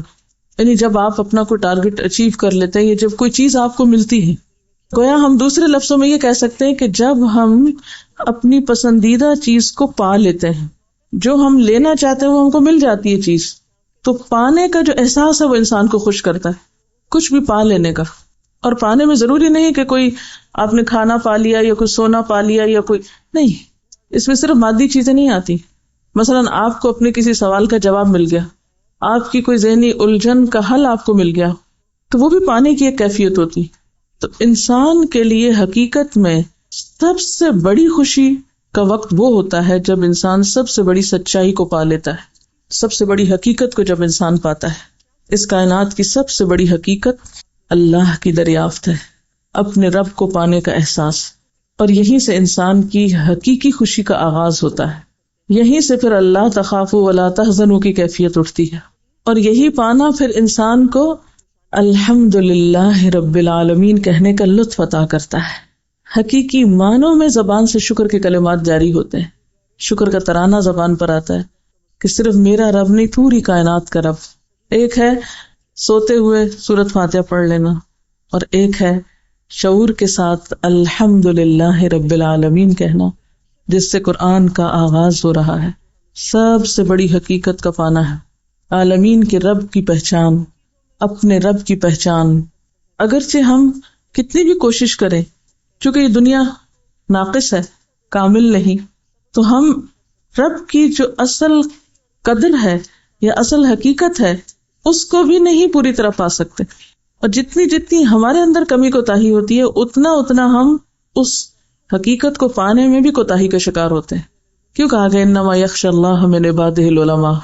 ہر کوئی اپنے کیلیبر، اپنے ظرف، اپنے پیمانے، اپنے امیجنیشن اور اپنی سوچ کے مطابق اپنے رب کو پاتا ہے، اس سے آگے نہیں. جتنی آپ کی ذہنی وسعت ہوگی، جتنا آپ کا دماغ بیدار ہوگا، جتنی آپ کی طلب صادق ہوگی اسی درجے پر آپ اپنے رب کو پائیں گے. اور اسی لیے آپ دیکھیں گے کہ اہل جنت جب جنت میں پہنچ کر اپنے رب کا دیدار کریں گے اور رب کو اصل شکل میں پالیں گے تو اس وقت ان کی پکار کیا ہوگی؟ وآخر دعوانا ان الحمد للہ رب العالمین. وہاں جا کر بھی ان کی زبان پر یہی جملہ ہوگا کہ رب کی حمد، رب کی ثنا، اور پھر رب کا نام کس طرح؟ رب العالمین. تو یہی ہے ربنا اللہ رب کل شیء، جو ہر چیز کا رب ہے. احسان کا درجہ بھی کیا ہے؟ ان تعبد اللہ کأنک تراہ. یہ نیکی کا اعلیٰ ترین مقام ہے کہ عبادت کے وقت، دین کا کام کرتے وقت، انسانوں کی خدمت کرتے وقت، کوئی بھی کام کرتے وقت انسان اپنے رب کو کس طرح پائے؟ کأنک تراہ، جیسے آپ دیکھ رہے ہیں اس کو. دنیا میں بھی اپنی محبوب ترین ہستی کی پریزنس میں آپ کا کام آسان ہو جاتا ہے نا. مثلا ایک کام آپ اکیلے کر رہے ہیں اور ایک کام آپ اپنی کسی عزیز دوست کے ساتھ بیٹھ کے کر رہے ہیں، اپنے ماں باپ کے ساتھ کر رہے ہیں، کوئی بھی جس سے آپ کو محبت. کیا فرق ہوتا ہے اس کے ساتھ مل کے کام کرنے میں اور تنہا کرنے میں؟ ہوتا ہے فرق کوئی؟ کیا؟ ایک سپورٹ تو ہوتی ہے لیکن فیلنگ کیا ہوتی ہے؟ بھاری سے بھاری کام آسان ہو جاتا ہے، مشکل سے مشکل کام بہت چھوٹا ہو جاتا ہے. تو دین کا کام تو ایک ہے ہی بھاری کام، یہ آسان ہو ہی نہیں سکتا جب تک کہ آپ اپنے رب کو نہیں پاتے. جب آپ اپنے رب کو پاتے ہیں نا پھر آپ کو تنہائی بھی اچھی لگتی ہے. جب آپ اپنے رب کو پا لیتے ہیں نا تو آپ کو اس کے راستے میں دینا، خرچ کرنا بھی بہت اچھا لگتا ہے. آپ کو ایک لطف آتا ہے، پھر آپ کو سجدہ بھی بہت اچھا لگتا ہے، پھر ہر نیکی کا کام اچھا لگتا ہے کیونکہ آپ اس کو پائے ہوئے ہیں. پھر لوگوں کے شکوے، لوگوں کی تکلیفیں، لوگوں کی طرف سے آنے والی اذیتیں، لوگوں کی باتیں، لوگوں کی تنقید، لوگوں کی خرافات، ان سب چیزوں سے انسان اوپر اٹھ جاتا ہے. اس سے اپنے رب کو پا لیا ہے. اس پانے میں اتنی لذت ہے، اتنا سکون ہے، اتنی خوشی ہے، ایک ایسی کیفیت ہے کہ کسی چیز کی پرواہ نہیں. دو عالم سے بیگانہ کرتی ہے دل کو، عجب چیز ہے لذت آشنائی، عجب چیز ہے لذت آشنائی. لیکن یہ ہو تو پھر بات ہے نا، پایا ہی نہیں، اسی لیے سارے غم ہیں، اسی لیے سارے شکوے ہیں، اسی لیے مایوسی ہے، اسی لیے ڈپریشن ہے. پایا ہی نہیں اس کو. جب وہ ساتھ ہے تو غم کیسا، فکر کیسی؟ لا تحزن. کیوں؟ ان اللہ معنا. تاریخ میں اس سے مشکل کوئی مرحلہ ہوگا کہ ایک پیغمبر کی جان خطرے میں ہے، دشمن قریب پہنچ چکا ہے، پاؤں نظر آ رہے ہیں. خوف کا عالم کیا ہو سکتا ہے؟ ذرا سوچئے. خدا نہ کرے کہ آپ کے گھر میں کچھ اور آ جائے، خدا نہ کرے، لیکن میں اس لیے مثال دے رہی ہوں کہ شاید آپ فیل کر سکیں اس کیفیت کو، اور آپ اسے چھپ رہے ہیں، بچ رہے ہیں. کبھی آپ نے امیجنیشن میں بھی سوچا ہوگا کہ اگر کوئی آ جائے تو میں کہاں چھپوں گی، کیسے کنڈی لگاؤں گی، کہاں گھسوں گی؟ ہوتا ہے نا. تو آپ چھپ رہے ہیں، بچ رہے ہیں، اور وہ جہاں آپ چھپے وہاں تک پہنچ جاتا ہے. کیا کیفیت ہوگی آپ کی؟ ذرا تصور میں لائیں. دل کا عالم کیا ہوگا کہ جب آپ کی جان کے دشمن آپ کے پاس پہنچ جائیں اور اس وقت ایسا اطمینان ہو کہ لا تحزن ان اللہ معنا. ایک شخص تلوار تان کے کھڑا ہے، بچاؤ میرے ہاتھ سے تمہیں کون چھڑا سکتا ہے؟ تو کہتا ہے میرا اللہ. یہ ہے رب کو پانا کہ اگر اس کی مدد میرے ساتھ ہے کوئی نقصان نہیں دے سکتا، اور اگر اس نے مدد سے ہاتھ کھینچ لیا تو کوئی کام آ ہی نہیں سکتا، کوئی بچا ہی نہیں سکتا. لیکن ہم چھوٹے چھوٹے مسئلوں پہ اتنے گھبرا جاتے ہیں، اتنے آپے سے باہر ہو جاتے ہیں کہ اس سے اہم ترین کام چھوڑ کے بیٹھ جاتے ہیں. کیسے کام ہوں گے؟ کیسے آپ آگے بڑھیں گے اگر ہر چیز آپ کو گرانے اور توڑنے اور ضائع کرنے کے لیے کافی ہے؟ چھوٹی چھوٹی، یعنی ابھی ہوا کا جھونکا چلا نہیں تو آپ گر پڑے. تو اللہ کے راستے میں اگر آپ نکلے ہیں تو پھر آپ کو ایمان کی مضبوطی کی ضرورت ہے، اور جب تک اس کو نہیں پایا اس کے راستے میں کام ہو نہیں سکتا جب تک اس کے لیے خود کو خالص نہیں کرتے. پھر مومن کے لیے دو بڑے ہتھیار ہوتے ہیں شیطان کے وسوسے سے بچنے کے لیے اور شیطان سے نجات پانے کے لیے، ایک دعا اور ایک سجدہ. واسجد واقترب. قربت کا طریقہ کیا ہے؟ سجدہ. واسجد واقترب. کوئی مشکل ہے؟ واسجد واقترب. لیکن ہم کتنی مشکلات میں نماز سے کام لیتے ہیں. کوئی دکھ، کوئی پریشانی آئے اور پھر واقعی سچے دل سے نماز پڑھے، ہو نہیں سکتا کہ دور نہ ہو.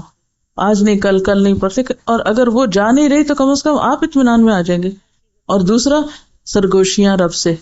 کس کو کہتے ہیں سرگوشیاں؟ دعا. یناجی ربہ، مانگے اس سے. اور تیسرے صدقہ خیرات. لن تنالوا البر حتی تنفقوا مما تحبون. اللہ کی مدد، محبت، رحمت آ نہیں سکتی جب تک کہ اپنی پسندیدہ ترین چیز اس کے لیے نہ خرچ کر دو. رب کو پانے کے لیے جتنی بھی چیزیں رکاوٹ بنی ہوئی نا، ان کی قربانی جب تک نہیں ہوگی اس وقت تک نہیں بات بنے گی. کسی نے پوچھا کہ یعنی رب کو پانے کے لیے کیا کرنا ہوگا، ایک تو میں نے مختصراً بتا دیا، لیکن یہ ہے کہ اس میں پتہ کیا ہے، اللہ تعالیٰ کو پانے کے لیے صرف کتابیں پڑھنا کافی نہیں ہوتا، یہ صرف کلاس میں بیٹھ جانا کافی نہیں ہوتا. اگرچہ ان لوگوں کی محفل اور مجلس اور کمپنی بہت فائدہ مند ہوتی ہے کہ جو رب کو پائے ہوئے ہوں، لیکن اس کے ساتھ ساتھ بات یہ ہے کہ جب تک آپ رب کے ڈالے ہوئے امتحان میں رب کو نہیں تھامتے اس وقت تک یہ لطف نہیں پا سکتے آپ.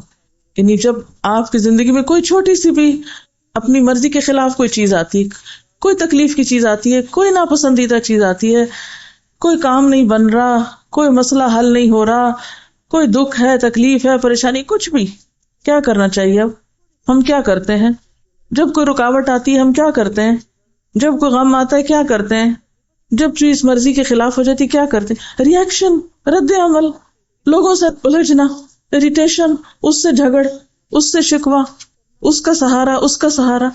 ایسے رب ملے گا جب تک عملی زندگی میں. یعنی اللہ تعالیٰ یہ سارے ٹیسٹ ہم پہ ڈالتا کیوں ہے؟ جو کیا دیکھتا ہے ٹیسٹ ڈال کے؟ وَلَنَبْلُوَنَّكُمْ بِشَيْءٍ مِّنَ الْخَوْفِ وَالْجُوعِ. اصل میں بات یہ کہ ہم ان ساری باتوں کو صرف الفاظ میں لیتے ہیں، حقیقی معنوں میں نہیں لیتے. قدم قدم پہ امتحان ہے زندگی میں، لمحے لمحے پہ آزمائش ہے. وہاں ہم کھلتے ہیں کہ اب ہم کیا کرتے ہیں. یہ موقع ہوتا ہے رب کو پا لینے کا، رب کو تھام کر رب کی طرف رجوع کر کے سنجیدگی کے ساتھ اپنی زندگی میں سوچیے. کتنی دفعہ ایسا ہوا کہ جب لوگوں کی طرف سے آپ کو کوئی شکایت ہوئی، پریشانی ہوئی، تو آپ نے لوگوں کا سہارا لینے کی بجائے اپنے رب سے مدد مانگی کہ یار اب یہ کام سنوار دے. کتنی دفعہ دن میں کرتے ہیں آپ ایسا؟ آپ کے شوہر نے آپ کو کچھ کہہ دیا، آپ کے بہن بھائیوں نے کچھ کہہ دیا، آپ کے کتنی دفعہ رب سے مدد مانگتے ہیں؟ آپ کوئی کام کرنا چاہتے تھے، نہیں ہوا، کسی نے آپ کو کچھ دینے کا وعدہ کیا، اس نے وعدہ خلافی کر لی. کتنی بے شمار چیزیں زندگی میں چھوٹی چھوٹی. اس وقت کرتے کیا ہیں آپ؟ یہ ہے اصل سوال. ایک طاقتور ہستی کو چھوڑ کر کمزوروں کے پاس جاتے ہیں، کیسے آپ کے کام سنوریں گے؟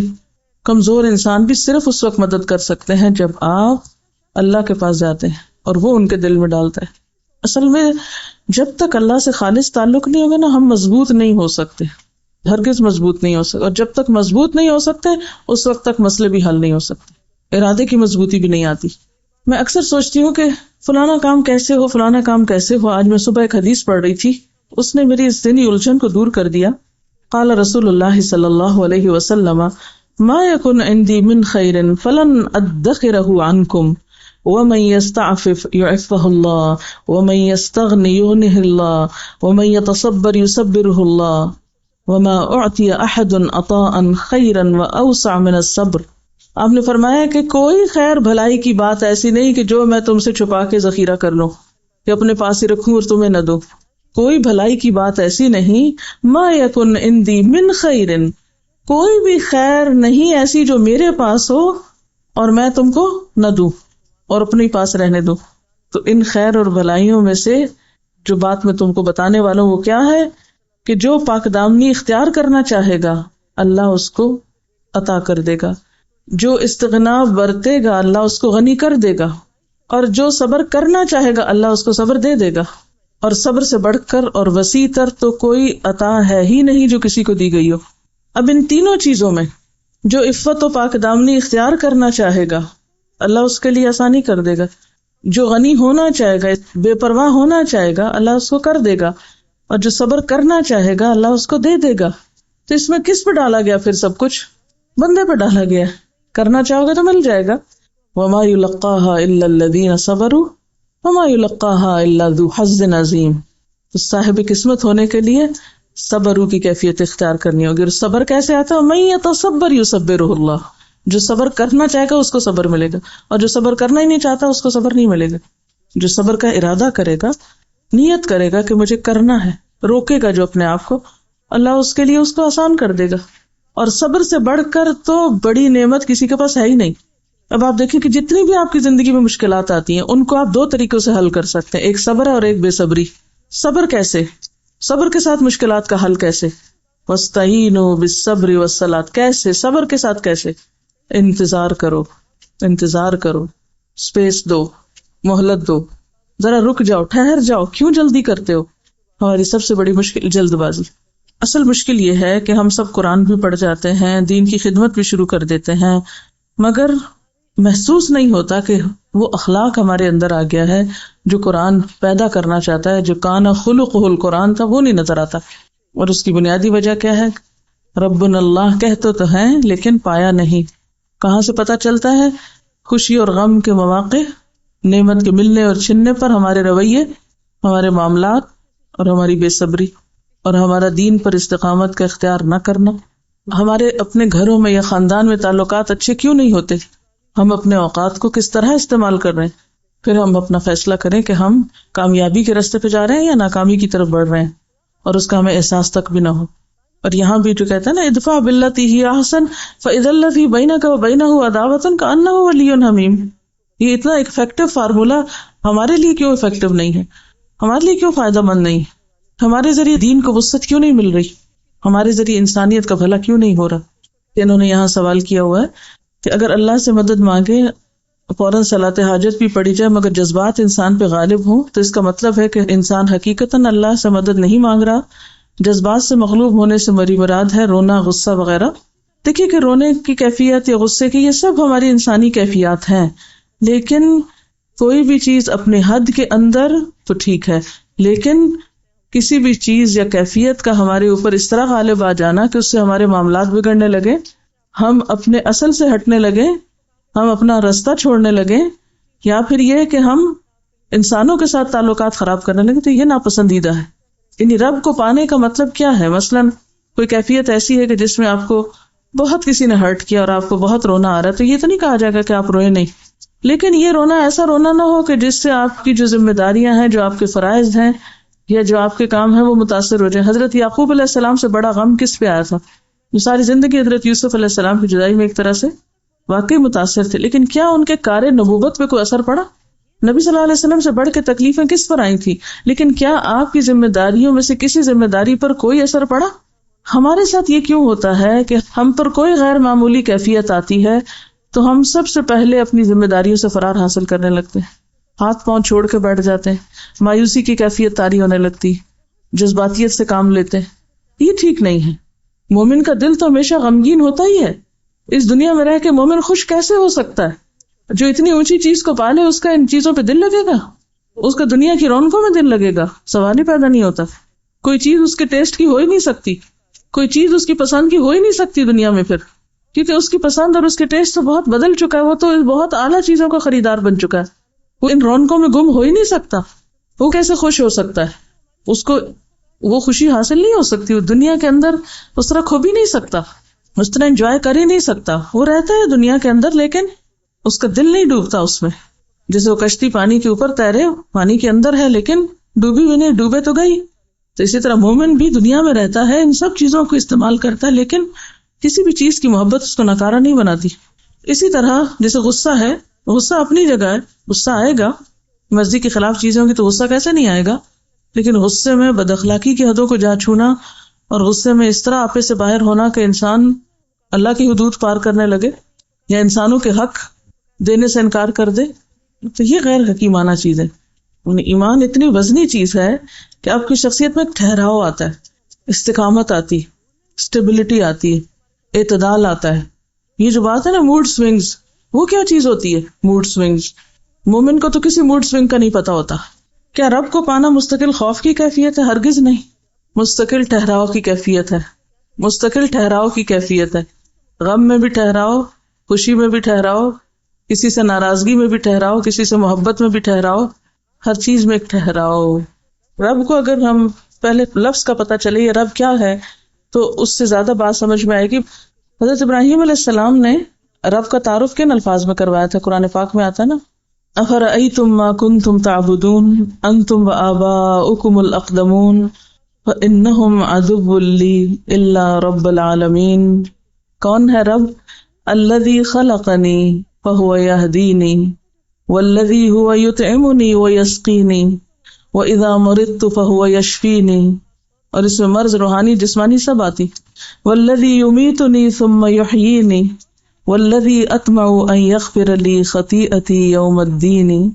رب هب لي حكما وألحقني بالصالحين واجعل لي لسان صدق في الآخرين واجعلني من ورثة جنة النعيم واغفر لأبي إنه كان من الضالين ولا تخزني يوم يبعثون يوم لا ينفع مال ولا بنون إلا من أتى الله بقلب سليم وأزلفت الجنة للمتقين وبرزت الجحيم للغاوين وقيل لهم أين ما كنتم تعبدون من دون الله هل ينصرونكم أو ينتصرون فكبكبوا فيها هم والغاوون وجنود إبليس أجمعون قالوا وهم فيها يختصمون تالله إن كنا لفي ضلال مبين إذ نسويكم برب العالمين وما أضلنا إلا المجرمون فما لنا من شافعين ولا صديق حميم فلو أن لنا كرة فنكون من المؤمنين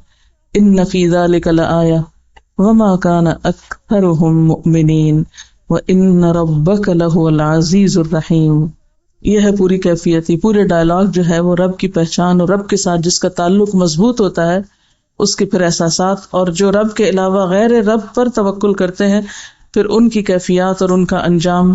سورۃ شعراء ہے آیت نمبر 75 سے. اصل بات یہ ہے کہ رب وہ ہے جس کے ہاتھ میں ہم اپنا ہر نفع اور نقصان سمجھتے ہیں، جس پر اپنی ساری توقعات اور تمنائیں اور آرزویں رکھتے ہیں، ہر مشکل میں اور ہر غم میں جس کو سب سے پہلے رکھتے ہیں. اور پھر الذی خلقنی فہو یہدینی، اسی سے رہنمائی طلب کرتے ہیں. یطعمنی ویسقینی، یہی فکر ہے نا ہماری. اذا مرضت فہو یشفینی، تو اپنی ساری حاجات، ساری تمنائیں، ساری توقعات، سب کچھ اسی کے ساتھ. مشکل یہ کہ ہم سمجھتے ہیں شرک کرتے ہیں وہ کافر اور وہ معلوم نہیں کہاں کہاں کے لوگ اور وہ، لیکن ہم نے اپنے دل کے خانوں میں جس چیز کو بٹھایا ہوا ہے، کسی کو رزق کا مالک سمجھتے ہیں، کسی کو صحت کا مالک سمجھتے ہیں. پھر آپ دیکھیں کہ رب کو پانے کے لیے رب ہب لی حکما والحقنی بالصالحین، پورا ایک کانسیپٹ کلیئر ہو جاتا ہے اگر ان آیتوں پہ آپ غور کر لیں. اصل میں یہ سب چیزیں ہیں، یہ یقین، توکل اور رب پر اعتماد اور بھروسے، اور ان سب کے خلاصے ایمان سے متعلق جو غیب سے تعلق رکھتا ہے. یہ کوئی مادی چیز نہیں ہے کہ جو آپ کو ایک کتاب کی شکل میں آپ کو دے دوں گی کہ یہ آپ رب پہ یقین اور معرفت لے لیں مجھ سے اور اس کو استعمال کریں اس نسخے کو. یہ اپنی ذات سے باہر نکل کر، یعنی اپنے آپ کو ڈی کنڈیشن کرنا پڑے گا. جن چیزوں پہ آپ نے بھروسے کیے ہوئے ہیں نا، یا جن چیزوں میں آپ سکون ڈھونڈتے ہیں، ان سب کو توڑنا پڑے گا. ان سے نکل کر پھر واقعی ایمان لانے کی کیفیت جب تک نہ ہو، اس کے لیے کوئی لگا بندہ فارمولا آپ کو نہیں دیا جا سکتا. کرنے کا کام یہ ہے کہ اپنے اوپر لازم کر لیں، کچھ بھی جو بیتے خود پر اسے رب کے ساتھ شیئر کرنا، رب سے ہی مدد مانگنی.